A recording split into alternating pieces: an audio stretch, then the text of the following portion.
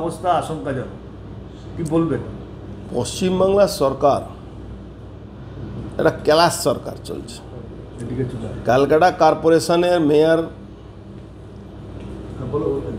সোহরাওয়ার্দী ববি হাকিম, জনাব সোহরাওয়ার্দী ববি হাকিম, তিনি মাটিয়া ব্রুজ থেকে নিয়ে যত মুসলিম, রাজাবাজার, মাটিয়া ব্রুজ, পার্ক সার্কাস, এই যত মুসলিম এলাকা আছে, আমি দায়িত্ব নিয়ে বলছি, পারলে ববি হাকিম আমার নামে একটা এফআইআর করুন। যতগুলো মুসলিম এলাকা আছে সব এলাকায় ইললিগাল কনস্ট্রাকশন হয়। তার তত্ত্বাবধানে, তার নেতৃত্বে সারা বাংলা, উনি তো আবার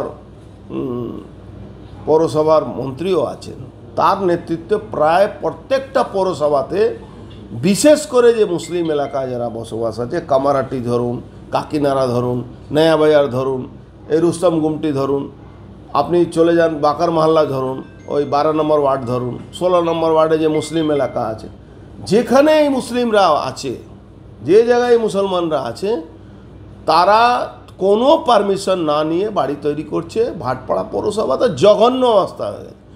আপনি ভাটপাড়া পৌরসভা আয় দেখুন, পশ্চিমবাংলার পৌরসভাগুলোর আয় দেখুন, কলকাতা কর্পোরেশনে আয় দেখুন, পশ্চিমবাংলার সরকারের আয় দেখুন, আর খরচটা দেখুন।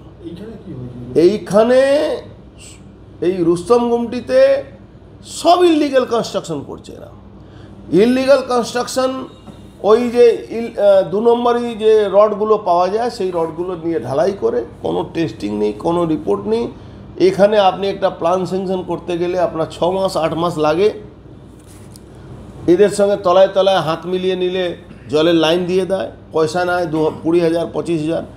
আমরাও এখানে পৌরসভা চালিয়েছি, যা আইন অনুযায়ী যা বোর্ড ঠিক করতে হয়, এখানে বোর্ডের একটা ফিস থাকে, সেই ফিসের উপরে সব লাইন পাওয়া যেত, সিউরেজ পাওয়া যেত। এখানে পুরোটাই ইললিগাল কনস্ট্রাকশন হচ্ছে। কাউন্সিলর মনোজ পান্ডে সে দায় স্বীকার করছে, বেআইনিভাবে। আর দায় স্বীকার করছে, তাহলে তার নামে তো একটা এফআইআর করা দরকার ছিল না? ওর নামে তো এফআইআর করা দরকার, এই পৌরসভার এগেনস্টে তো এফআইআর হওয়া দরকার।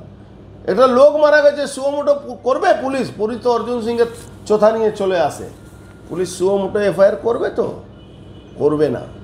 একটা দালাল, চটিচাটা পুলিশ, চটিচাটা সরকার, চোর সরকার, লুটেরা সরকার, ইললিগাল কনস্ট্রাকশন থেকে 2 নম্বরইভাবে ব্যবসা করা সরকার।